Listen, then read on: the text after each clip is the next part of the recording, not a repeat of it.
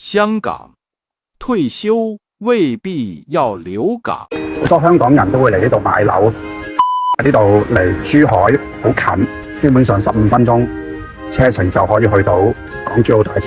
佢係中山嘅價格咯。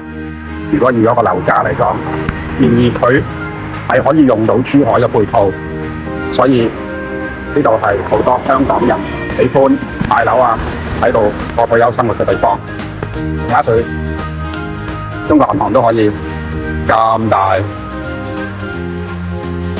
呢度係廣州，係一個冇乜規劃嘅地區啦。你見到某啲地方好靚，但係某啲地方又好似即係好一般咁樣。呢度嘅租樓指數係你大概1000蚊都可以租到50-60平方一個月㗎。如果你喺度租層樓，另外仲有200-300萬儲備，應該係夠你由60歲開始喺度退休。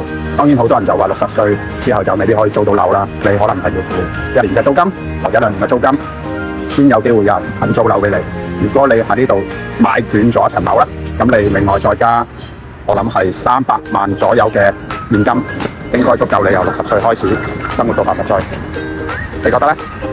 呢度食2碟腸粉都係講緊12蚊一個早餐，呢度嘅物價係好平。如果你有200-300萬人仔啦，做一啲中長期穩健嘅投資理財，每年可以有大概5-6% 嘅回報。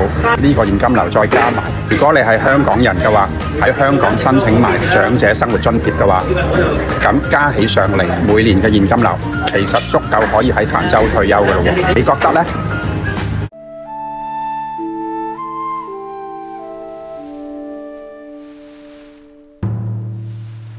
孤之有孔明，游鱼之有水也。